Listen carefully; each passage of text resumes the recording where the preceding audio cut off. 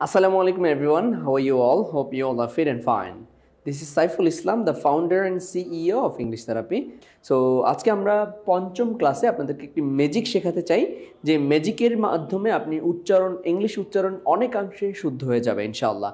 অর্থাৎ আমরা সবাই চাই নেটিভ স্পিকারদের মতো কথা বলতে, ব্রিটিশ আমেরিকানদের মতো কথা বলতে, বাট আমরা পেরে উঠি না, কারণ আমাদের মধ্যে যে বেসিক কিছু নলেজের ঘাটতি রয়েছে।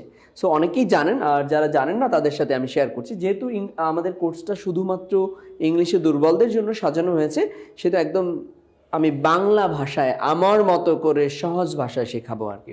সো চলুন শুরু করা যাক। একদম সহজ ভাষায় যদি বলি, তাহলে আমরা এই পি এর উচ্চারণ এতদিন ইংলিশে পি এর উচ্চারণটাকে আমরা বাংলা প এর মতো উচ্চারণ করতাম, প, রাইট? বাট এখন থেকে আপনি এটাকে ফ উচ্চারণ করবেন। কি করবেন? ফ উচ্চারণ করবেন। সুতরাং পেন, PEN, পেন, এটা কি হয়ে যাবে? ফেন হয়ে যাবে। ফেন, thought, fat, five, ফ্রেই, pencil, power, plan, সবগুলো প কি হয়ে যাবে? ফ হয়ে যাবে। দেখেন, টি এর উচ্চারণ আমরা সাধারণত ট বলতাম, এখন থেকে কি হয়ে যাবে? ঠ হয়ে যাবে। যেমন টেন, এটা কি হয়ে যাবে? Ten, time, title, teach, teacher, technology, telephone, talent, হ্যাঁ, রাইট? এভাবে আপনি চর্চা করতে থাকবেন। CKQ, এই উচ্চারণটাকে আমরা সাধারণত ক এর মতো উচ্চারণ করতাম।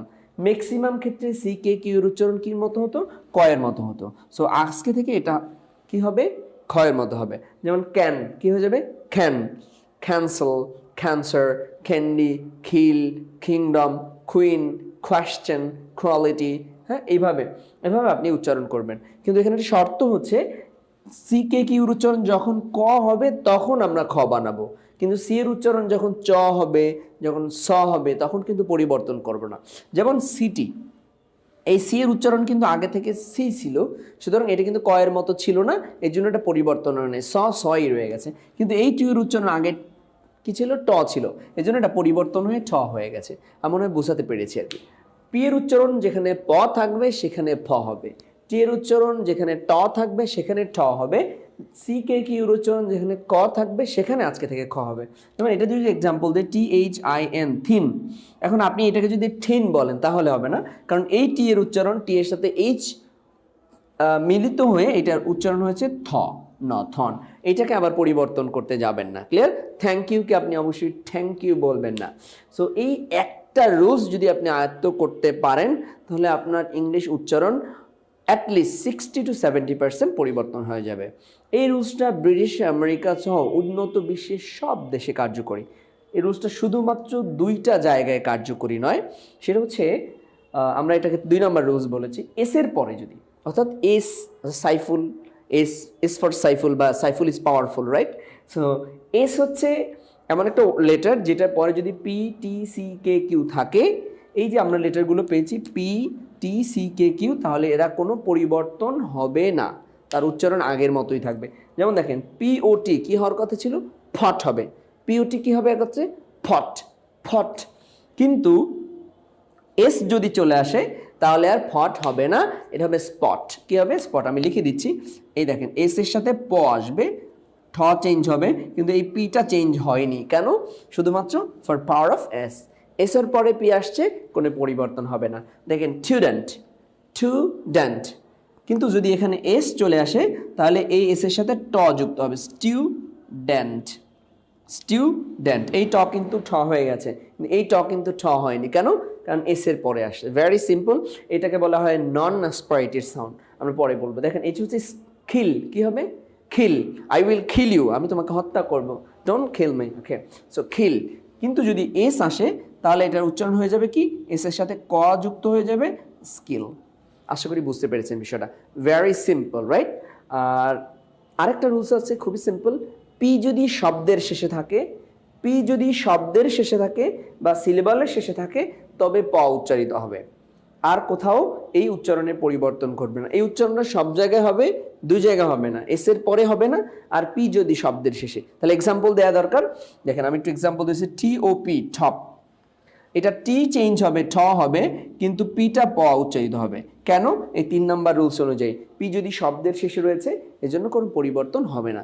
সো আরেকটা এক্সাম্পল হচ্ছে সিলেবালের শেষে যদি থাকে তাহলে কি হবে? এটা অবশ্যই আমরা আমাদের তৃতীয় ক্লাসে শিখেছি। সেপ্টেম্বর বানানটা দেখেন, সিলেবাল SEP সেপ, TEM টেম, BER বার, রাইট? এখানে ভেরি সিম্পল, এই একটা সিলেবাল, এই একটা সিলেবাল, এই একটা সিলেবাল, এখানে 3টা সিলেবাল রয়েছে। এই পিটা কোথায় রয়েছে? সিলেবালের শেষে। সুতরাং এই পিটা সয়কার সে প হবে, এটা কিন্তু ভ হবে না। সেপ্টেম্বা, সেপ্টেম্বা। সো আমি আবার একটু রিপিট করছি, পি এর উচ্চারণ প হলে ফ হবে, টি এর উচ্চারণ ট হলে ঠ হবে, সি কে কিউ এর উচ্চারণ যেখানে যেখানে আমরা ক করেছি সেটাকে খ বলবো এখন থেকে। এবং এই উচ্চারণ, এই রুলসটাকে বলা হয় অ্যাসপারেটেড। কি বলা হয়? অ্যাসপারেশন। এবং এই উচ্চারণটা, এই রুলসটা ফলো করে যতগুলো উচ্চারণ হবে সেটাকে বলা হবে অ্যাসপারেটেড রুলস, অ্যাসপারেটেড সাউন্ড। অ্যাসপারেশনটা কি আমরা একটু ব্যাখ্যা করি। অর্থাৎ যেই ওয়ার্ডগুলো, যেই লেটারগুলো বা যেই সেন্টেন্সগুলো, বাক্যগুলো বা শব্দগুলো উচ্চারণের সময় মুখ থেকে অতিরিক্ত বাতাস বের হয় সেটাকে আমরা অ্যাসপারেশন বলে থাকি। যেমন হচ্ছে ফ্যান, ফ্যান, ঠেন, খ্যান। সিম্পলি, এত বেশি জোরে দিতে হবে না, আমি দেখানোর জন্য বলছি। Simply fan, fought, fat, five, fray, pencil, power, plan, fan, post, paper, ten, top, tap, type, tray, can, খ্যান, ক্যান্সেল, হ্যাঁ। তারপর হচ্ছে কুইন, কোয়েশ্চেন, এভাবে এটাকে বলে অ্যাসপারেশন। আর এই বাকি দুটো হচ্ছে নন অ্যাসপারেটেড সাউন্ড, যেটা বাতাস বের হবে না। যেমন স্টুডেন্ট, স্টপ, স্টুডেন্ট, হ্যাঁ। তারপর হচ্ছে স্কিল, সব আগের মতো উচ্চারিত হবে।